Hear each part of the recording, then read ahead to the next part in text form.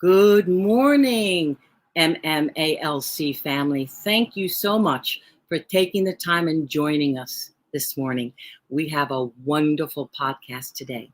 We have the NYPD, a representative, an officer from the New York Police Department, here to talk about crime prevention and safety issues, how to remain safe in your home, out in the street, when you're going to get money from the ATM machine, if parked cars, locking your cars, things of that sort. So first things first, please, you know the drill now, by now, in the chat box, please place your first name, your last name, and your teacher's name. Please do this because you get credit for viewing this podcast. And the school also gets credit for your viewing this podcast. Please put your legal name, the name that you use in the school. Please do not put a nickname, no DJ Jiggy, because we've had that before. We cannot track you if we don't have your teacher's name. So please place your first name, last name, and your teacher's name in the chat box. Okay? Is everyone doing that now? Take the time. Don't forget to put your teacher's name, because sometimes students put their names, but they forget to put their teacher's name, and that's important because we need to be able to find you once we send all this information to the data office. We want to make sure you get credit and we get credit for you. So we have a wonderful podcast today. We have a representative, as I mentioned earlier, from the New York Police Department, and her name is Officer Johnson. Before I bring her on, I would like to introduce to you, my name is Sula Haska. I am one of the case managers at Mid-Manhattan Adult Learning Center. We also have Carlos Rosas, who is one of the case managers. He is our engineer today, and he is the podcast creator. Carlos, would you show your handsome face to the students? There he is. Thank you, Carlos. Okay, next we have our wonderful guest speaker, Officer Johnson. Welcome, Officer Johnson. Come on in. Hi, everyone. Good morning. Thank you guys for having me. First and foremost, thank you, Ms. Haska. Thank you, Carlos. I really appreciate it. And I'm looking forward to, spending this little bit of time with you guys, giving you some crime prevention and safety tips that you can take with you on your everyday life. Really excellent. Thank you. We are so happy to have you with us. So tell us a little bit about yourself. How long have you been with the NYPD? I have been a police officer for going on 8 years, but I've been with the department since 2006. I started as a police administrative aide, so it was an administrative title, mostly clerical work. I was responsible for payroll, so making sure I get paid. Yep, that's important. Well, and I joined. Oh, I'm so sorry. Go ahead. Go ahead. No, go ahead. I became a police officer in 2013. And I joined recruitment in 2018. And that's a division that you're in now? Yes. Recruitment. Excellent. So why did you decide to become a police officer? Well, it's something like when you're in the field, I was with these officers every day in, day out, and I'm typing away, but I'm hearing all of these stories and stuff like that. And I'm like, I can't really help people behind my desk per se. I wanted to be out there in the street. I wanted to be in the community. I wanted to, I wanted to be out there. So that was my main reason. Well, good. Well, so tell our viewers, what makes a person a good match, a good fit to work for the NYPD? A lot of people think it's like a physical thing. It has nothing to do with, physical traits. Obviously, I'm a very little person. I think the best trait for a police officer is to be a good listener. You have to be able to listen. You want to listen. You want to really hear what people say. That way you can really help them. You want to be open-minded. You want to be caring. Excellent. What kind of jobs are available with the NYPD? It's not just police officer. As I said, I was a police administrative aide, so there's plenty of administrative clerical titles. You can work inside police facilities doing various different clerical functions. You can be a police communication technician, which is our 911 operators. Those are our emergency call takers. You can be school safety agents. I'm not sure if you guys have any in your school. Yes, we do. We do. So they're responsible, to make sure you guys are safe, faculty is safe, visitors are safe.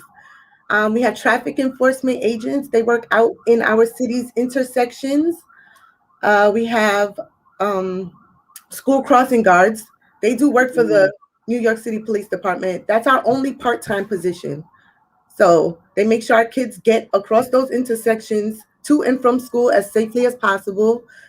We have various different internships as well. The Cadet Corps. If you go to a city school, a 4-year city school, you can join the Cadet Corps and they will reimburse your tuition up to $20,000. Oh, what a nice incentive. Excellent. And you get an inside look at, the workings of the department because they put you into police facilities.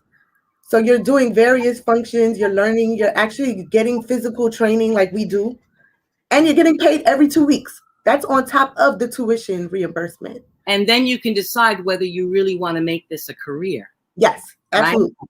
So It's a great experience for that. Yes. Excellent. Thank you so much. And Officer Johnson was generous enough to give us a link for the jobs. So Carlos, would you mind putting that link in the chat box?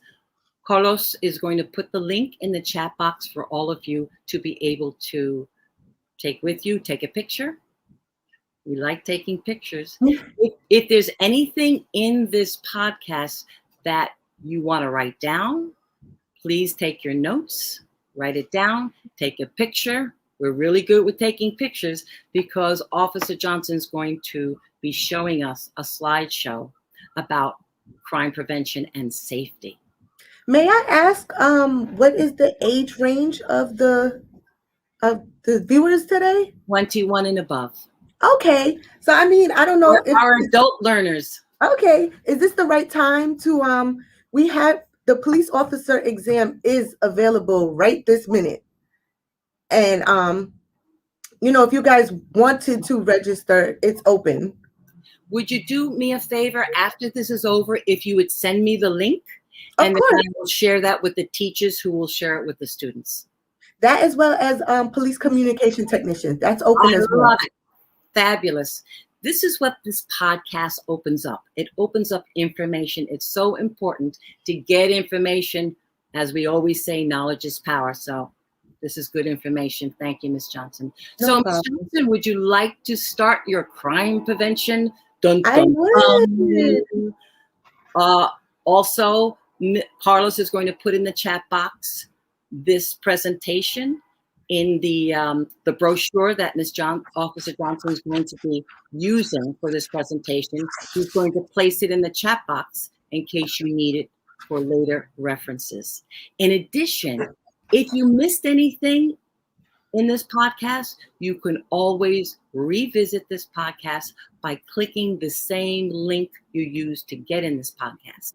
So it should be up by tomorrow, and then you could revisit this podcast and get any information that you might have missed today. You can get it tomorrow or next week or whenever you want to visit it.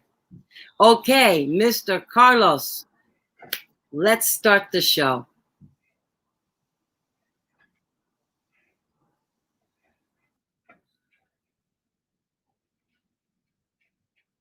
Can everyone hear me? See me? Yeah.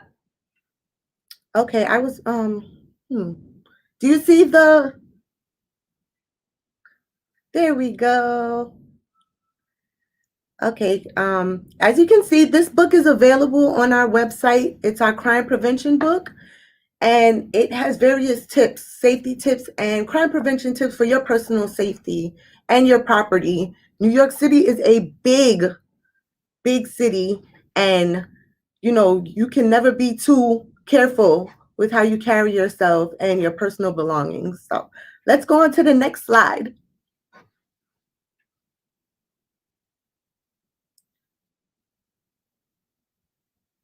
Okay, so when you're walking outside, you want to try to use well-populated and well-lit streets.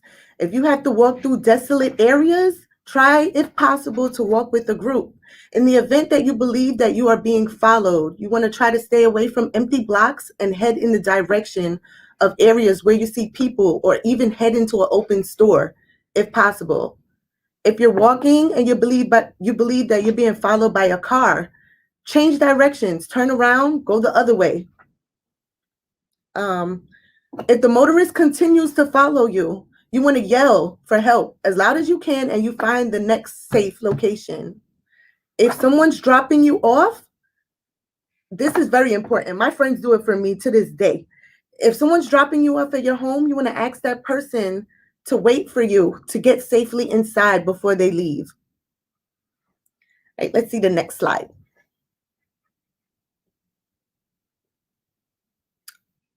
Okay, and then the next one.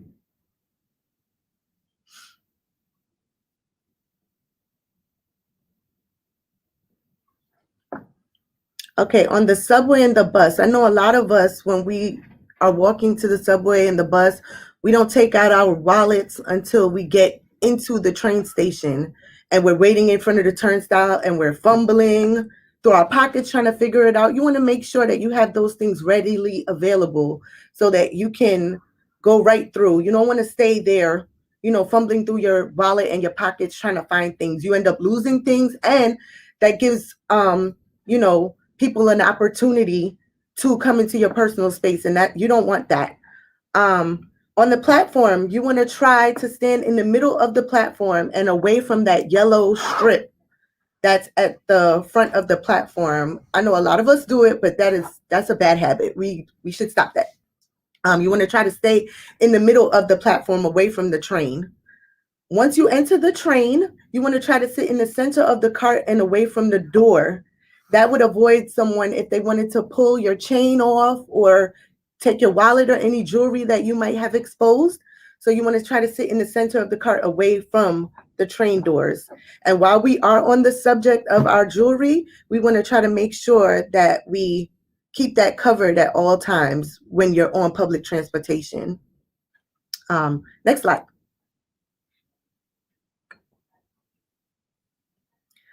Sometimes when we're on public transportation, late at night or very early in the morning, we're going to work, we're going to school, we get tired and you want to fall asleep. That's a bad idea. You want to try to stay as awake and focused as possible. You want to be aware of your surroundings. And if you can, you want to try to exit that cart with as many people as possible.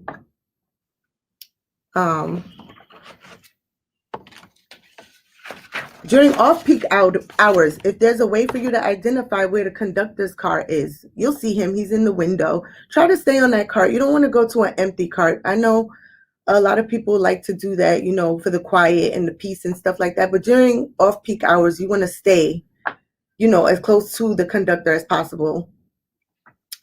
Next slide.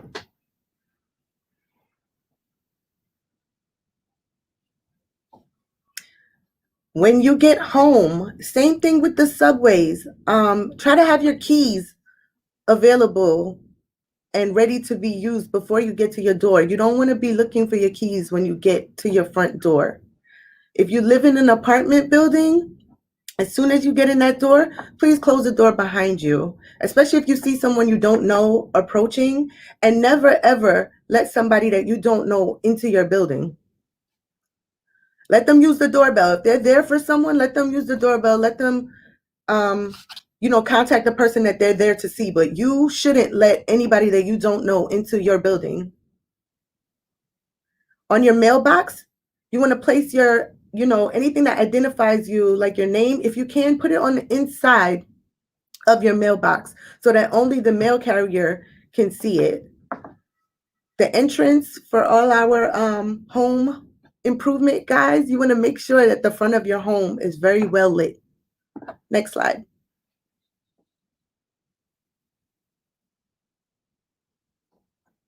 Okay, we spoke about the doors and the visitors.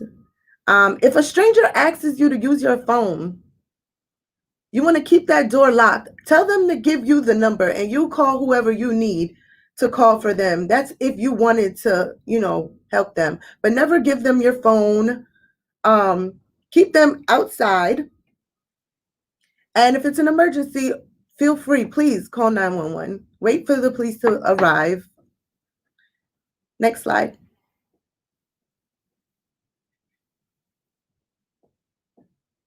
On the elevator in our buildings, before you even enter the elevator, there's usually mirrors in the corners of the elevators.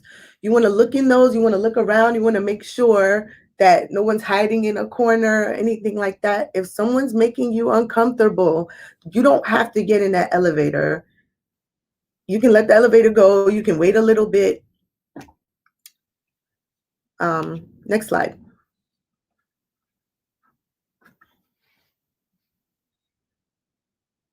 Now, if you're in the elevator and someone's making you uncomfortable or they're, bothering you, harassing you in any kind of way, press as many buttons on that keypad as possible so that you can get out at the next stop. You don't want to wait. Don't wait till your stop. You press as many buttons as possible and you get off at the next available stop. If someone comes into that elevator and they seem off or they're making you uncomfortable in any way, exit the elevator. Don't stay on the elevator with them. And you want to stand by that control panel if you can, by the door. That way you have access to the keypad. Next slide.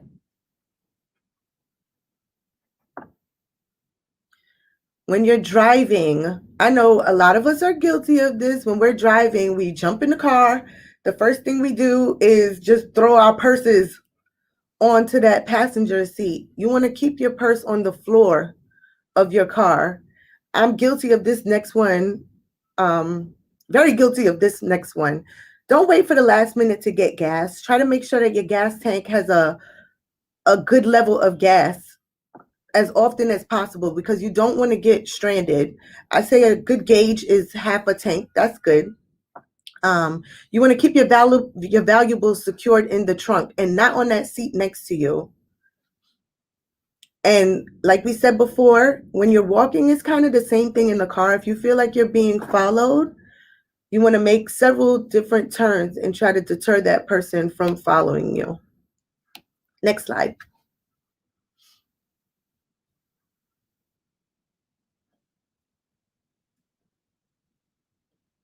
When you're parking, sometimes I know you want to park your car away from other cars and things like that, but try to park your car as close as possible to another group of cars and make sure it's in a well-lit area, to distract and discourage a personal attack. It also reduces the risk of your car being stolen because it's around so many other cars, and a car thief will look twice before they try to steal a car that's surrounded by other cars because there's a chance that someone will be coming back to their car.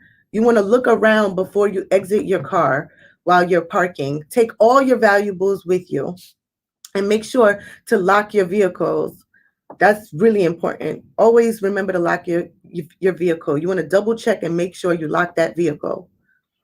Next slide. The ATM. So I know some of us like to use any ATM we can find in the corner store. Sometimes there's ATMs outside on the sidewalk, things like that. You want to use these ATMs that are in well-lit, well-populated areas. I honestly like to use ATMs that are located in the vestibules of the bank. Any big branch bank, those are your best ATMs to use. There's mirrors, there's usually a bunch of people around. You want to try to use those. Be aware of suspicious people that might be hanging around the ATM or outside of the ATM.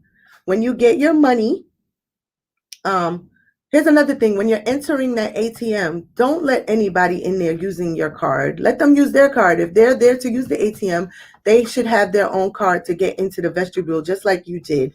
While you're using the ATM, those mirrors that are located above the ATM, they're so you can see behind you. So when you step up to the ATM, take a look at those mirrors and look behind you. Make sure no one is standing, right behind you. When you're putting your personal information into that keypad, you want to use your other hand and try to block, your PIN number from being seen from somebody else. And before you leave that ATM, don't forget your card, take your receipt, take your money. Do not walk away with your money in your hand. You want to put those away before you even exit the ATM vestibule. Next slide.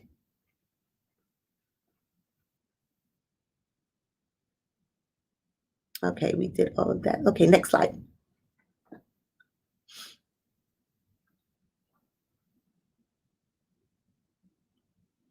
Okay, property theft. So you never want to leave your personal property unattended.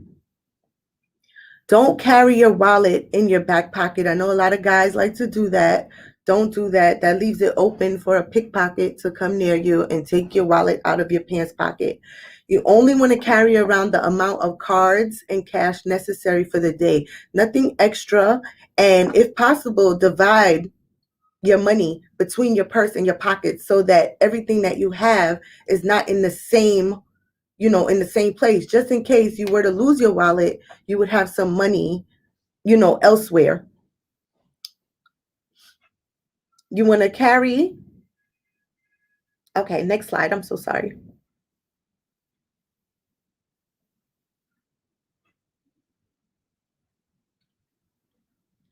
Okay, a lot of us are guilty of this, but if possible, please keep your cell phone out of sight. You couldn't imagine the amount of stolen cell phone complaints that we get on a daily basis because someone had their phone and they were walking and they weren't aware of their surroundings and they get that cell phone snatched. So if possible, keep your cell phone out of sight and secured if you're not using it.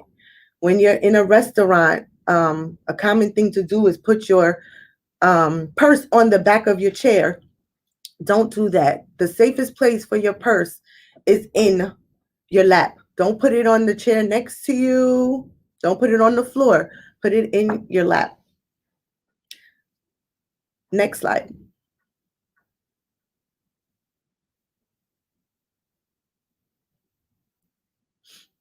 Okay, so when you're carrying your purse or your briefcase, you want to have a grip on it, but not a crazy grip on it, because if someone, attempts to snatch your purse, you want to be able to let it go. You don't want to get dragged or anything like that because you had that strong grip on the purse. You want to be able, if anything happens, just let it go. You want to be able to just release it, because people do get hurt when, someone tries to grab something from someone's hand and they don't let go and they end up getting dragged. So you want to be able to release, your purse. For our ladies, carry your pocketbook with the clasp towards you and close to your body. So all of those long, those long purses and stuff, maybe you want to tie the string, you want to hold it, close to your body. Make sure the clasp is not on the outside, so a pickpocket wouldn't be able to get into your purse because the opening is towards your body. You want to keep your keys and your ID separate from each other. So put your keys in your left pocket, put your ID in your right pocket. So just in case you were to lose anything, you don't want your keys and your ID in the same place. That's giving somebody a one-way ticket to your home. Next slide.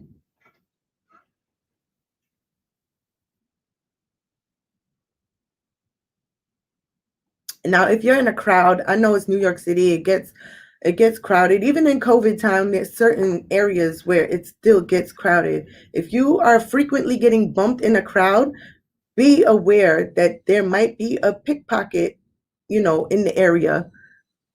And they use the bumping as a distraction to get into that pocket, get into that backpack.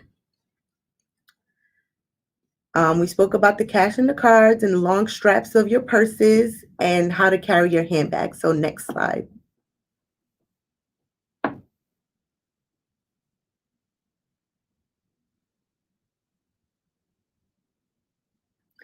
I don't know if you guys are aware of something called ATM skimming.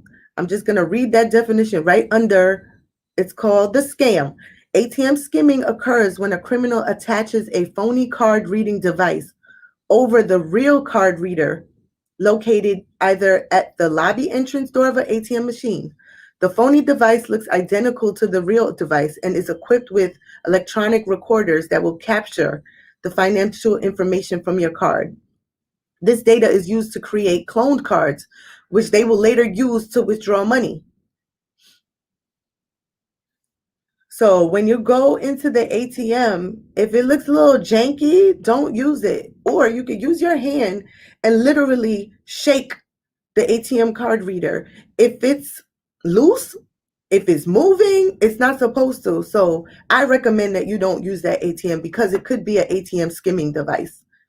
And like the definition says, what it does is it records your card information, and they make these fake cards, and then they go to ATMs and they will take money out of your account, literally drain your account. Next slide.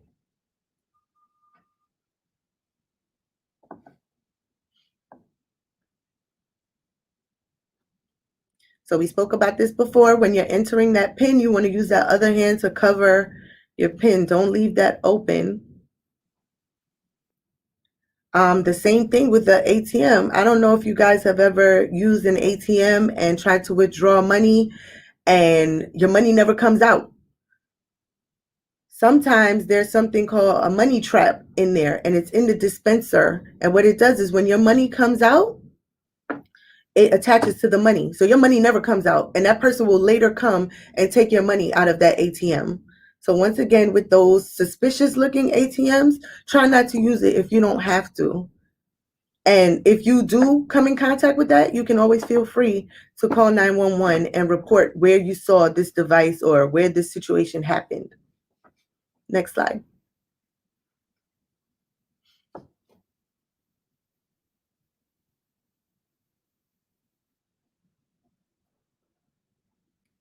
I don't know if you guys hear, you get a lot of those calls where sometimes it's not even in, English language. Sometimes it's in a whole other language. But what they do is the elderly people fall for it a lot. So first of all, let's talk about deception, burglaries. Criminals often target elderly victims and operate during normal hours, making them less likely to question the situation. These impersonators use false covers such as the utility companies, a delivery company, plumbing, electrical contractors. A common ploy being used is, a pipe broke down the block and we have to check the water inside your apartment. And once inside, these perpetrators will distract you and then start taking your valuables. So what you want to do is, if someone comes up to your door, you didn't put in a work order for anything like that. You haven't heard anything, about anything going on in the neighborhood about water breaking or power being down. You want to stay inside your house. Don't open that door. Don't invite anyone into your home while you verify this work order. And it would be a good tip if you could keep those utility companies' phone numbers in a convenient location, maybe on your fridge, so that you can get to it quickly. Like, this is what's going on and this is what's happening. Tell that person to show you their ID through that peephole before you even think about opening the door. Even say you do have an appointment with the cable company, the electrical company. A good tip is to always let them put that ID up before they even enter your home. You want to verify who this person is before you let them enter your home.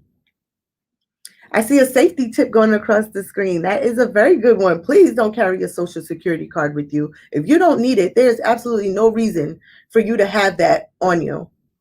And that gives people access to all of your a lot of information. So if you don't need it, leave that home in a safe location. Next slide.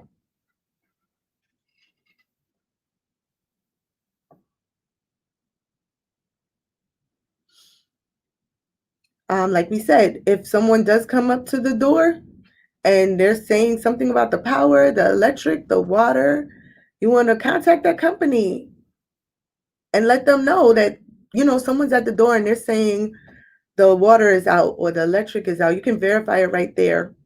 You don't have to let them in your house to, do anything. You want to verify them before they even step foot in your house. There's some numbers there in the booklet. Con Ed is there, National Grid is there, the Department of Water, PSEG Long Island, which is light. If you have any suspicious activity going around, like I said, please feel free. Don't ever hesitate to call 911 and report it. Next slide.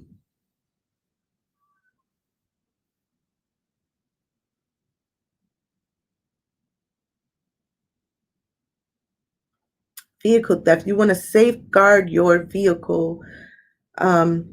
Never ever forget to lock your door. Double check, triple check. Sometimes I'm in my house and I'm just pressing that key fob 3-4 times. I need to hear it go off. I want to make sure that my car is locked at all times. Don't leave your key in that ignition for any amount of time. I know sometimes you want to run into the store and get something real quick, or never ever leave your key in the ignition. Can you scroll up a little, Carlos, please?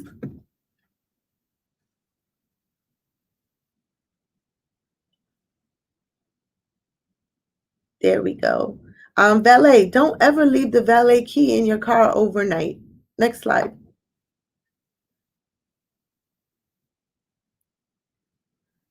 Property, never leave your property in a vehicle. We spoke about that. Try to make sure. I know sometimes we want to take our loose change, our quarters, nickels, dimes, and put that in that cup holder. Don't do that. Keep your change on you, your shopping bags, your GPS, your cell phone, your laptops, your tablets, your charging cords.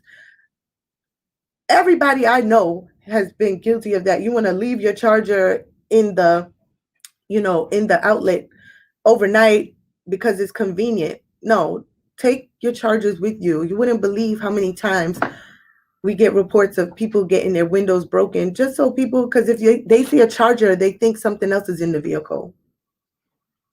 You can go to our precincts and it's called Vin Etching. So they would etch your VIN into the car window, making sure that if your vehicle ever gets stolen, it would be easier to find. There's a ton of programs, to safeguard your vehicle, and you can stop into your, nearest precinct and talk to someone about that. Next slide.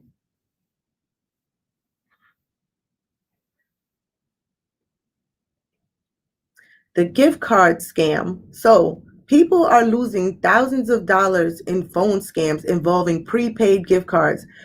After receiving a phone call from someone who claims to be a utility company representative, a law enforcement officer, an IRS investigator, or an immigration official, that caller is then threatened with the loss of their utility service, criminal prosecution, tax liens, deportation, you name it, unless they submit immediate payment over the phone via a prepaid gift card.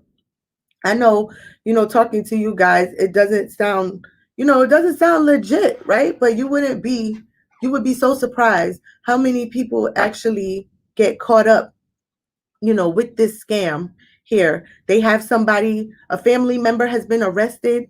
So they'll pretend to be a police officer and they'll tell you that they will be kept in jail unless you put the bail money onto a gift card, and then you would give them the gift card number. The IRS, the caller informs the victim that they owe back taxes and they have to make an immediate payment using a gift card. You got the accident scam. The victim's family member had a car accident and the caller threatens physical violence unless they get immediate reimbursement made with a prepaid gift card. Utility companies demanding immediate payment unless immediate payment using a gift card. Lottery scams. They'll call someone and tell them that they won the lottery and they must make an immediate payment with a gift card to claim the prize. That's false. If you actually win the lottery, you don't need to pay anyone to get your payment. The deportation scam. The victim's family member has been arrested and the caller will, pretend to be an immigration officer. They threaten to deport them unless the bail money is put onto a prepaid gift card. Once again, all of this stuff that I'm saying, the IRS, your utility company, things like that, they're never ever going to call you and tell you they need immediate payment using a gift card. And most of the, correspondence that you would get from these people are through the mail. So just be wary of, the phone calls that you get from people, and you don't want to give them any personal information, because like I said, they will contact you through the mail. Usually it's not through the phone, and they're never going to request immediate payment, through a prepaid gift card. Next slide.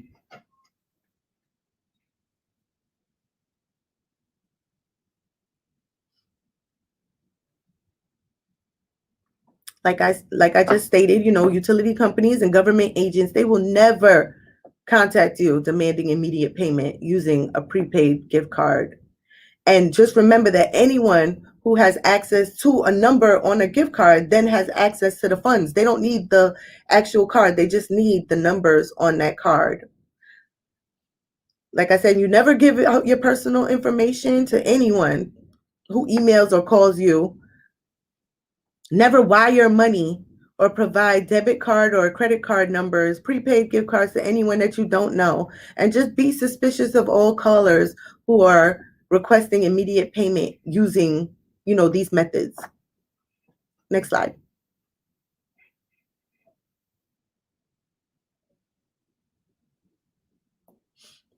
Okay, so there's a lot of home cleaning services. You want someone to come in and clean your, your apartment, your home.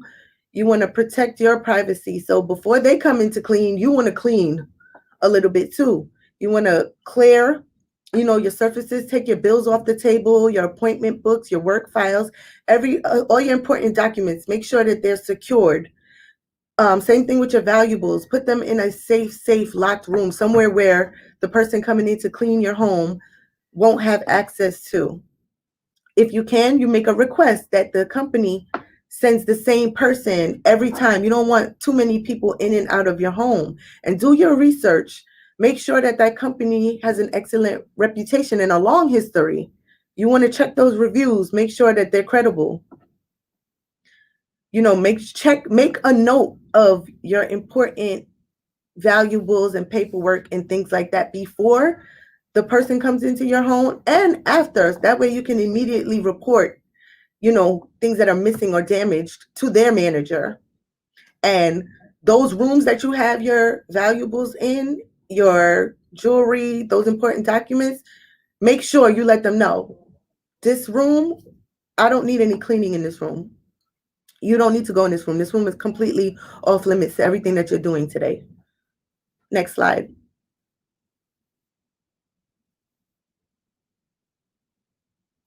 Okay, so we have come to the end of our crime prevention and safety tips that are in our crime prevention workbook. You guys can find all of these tips and more on our website, nypd.gov. Carlos, you have that link, right?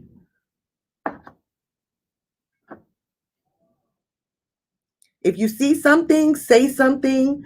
If you feel something suspicious is going on, you're in an emergency, please don't hesitate to call 911. For all non-emergencies, noise complaints, things like that, 311. Crime Stoppers, you want to call with the tip, feel free to call 1-800-577-TIPS. I tell you guys to follow us on social media, all social media, Facebook, Instagram, Twitter. We're at NYPD Recruit. That's our handle on all of them. On our website, we also have an open chat.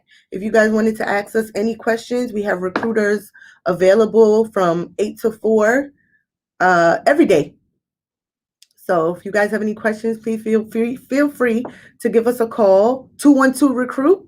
If you wanted to speak to a recruiter, like I said, you can use our website and use that live chat if you feel more comfortable chatting with us. You can keep up to date with everything that we're doing regarding recruitment and upcoming exams and upcoming positions, upcoming events, tutorials on NYPD Recruit on Instagram, Facebook, and Twitter. And that's all I have for you guys on our crime prevention workbook.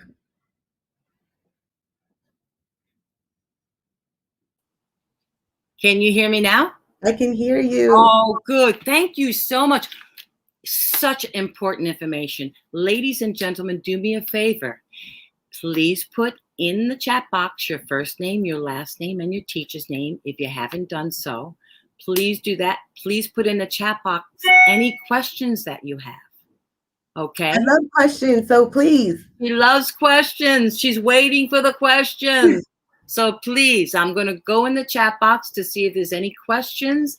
Let's take a little look-see. Okay.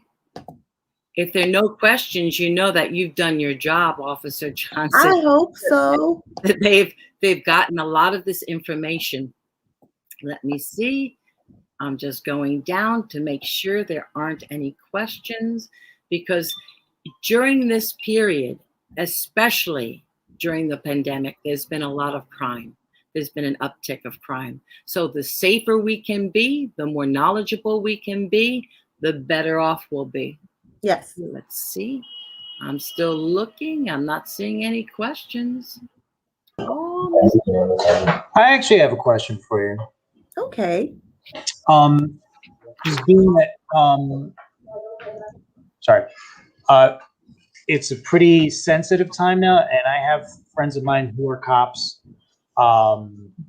and they're almost afraid to do their jobs because they're afraid of being accused, like harassing people or anything like that. Is that something you've encountered? How have you been dealing with that? Honestly, I can't say personally that I've encountered, anything that has stopped me from doing my job properly. Like, the climate right now is a tough one that we're in, but we're trained to do a job, and I try to do my job to the best of my ability, no matter what's going on. I'm a person, I treat people with respect, kindness. You treat people the way you want to be treated. I just try to keep that with me at all times. So, like I said, I'm trained to do a job. Anything I do is I'm trying to keep you safe. I want you to know that you can come to me for anything.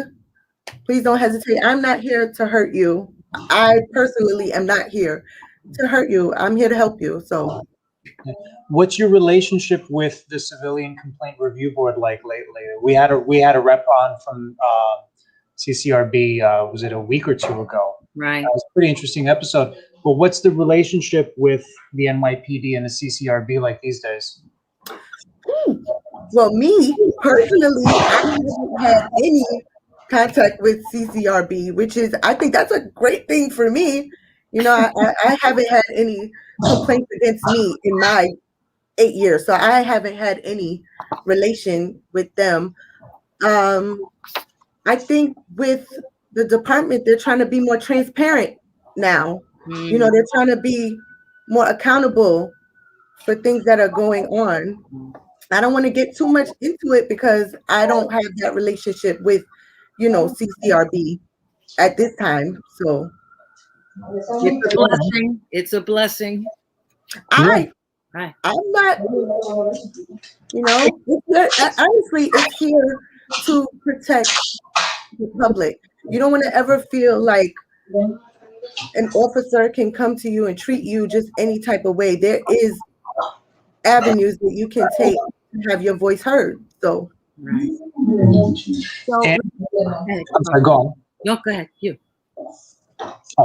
I was actually going to ask, I don't know this because this might veer off in a different direction, so I don't want to throw you off balance, Sula. But I don't know if you remember, Sula, we had a rep from NYPD come in and speak to us about what they call civilian jobs with the NYPD. Yes. Recruitment. Mm-hmm. Yeah. So, I know that's separate from recruiting to be a police officer. But what can you tell us about these civilian positions? Like I stated, I was a police administrative aide. So say you didn't want to be on the uniform side of the job, there are tons of other jobs available. We have carpenters, we have mechanics, we have nurses, we have lawyers, scientists, pilots, anything you can think of, we have, working for the NYPD.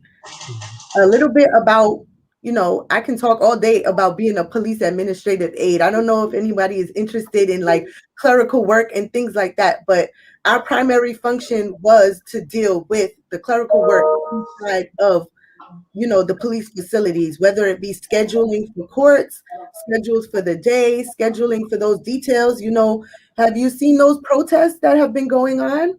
Yes. So before that happens, that detail would come to the roll call office, and then they would have to then deploy the personnel to those demonstrations. And that's a job of a PAA. Working with, you know, uniform supervisors as well. The payroll is done by civilian members. So anybody that's into accounting, finance, numbers and stuff like that, those are good positions to have. They have clerical associates. They have, there's a supervisor title to what I was doing, senior police administrative aide, and there's principal administrative aide. So there's room for growth.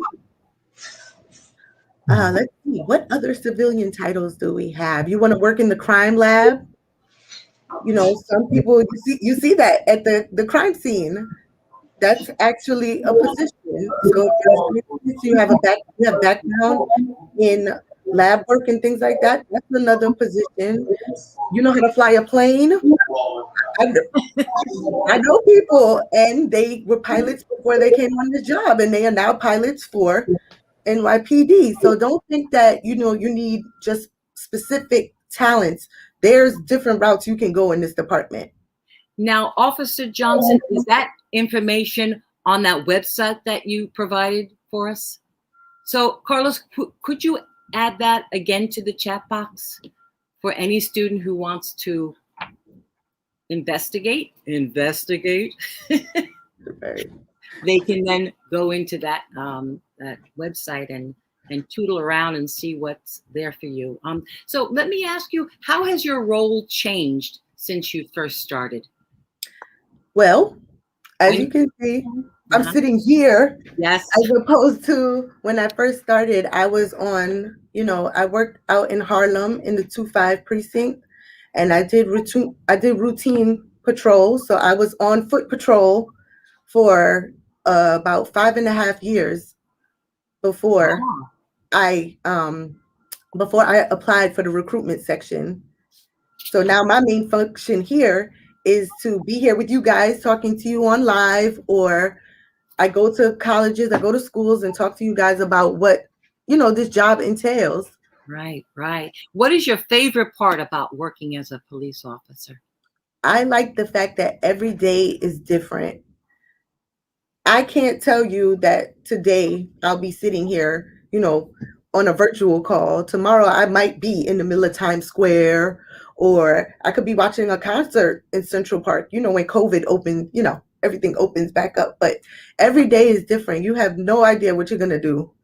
You can go home with a plan of what you're going to do the next day, but every day is different. So if you're that type of person that likes, you know, every day variety, this is for you. You won't get bored, I promise you. That's great. Well, we thank you so much, Officer Johnson, for sharing your knowledge with us. And it's such important information for our students and for our teachers and just for everyone right now. It's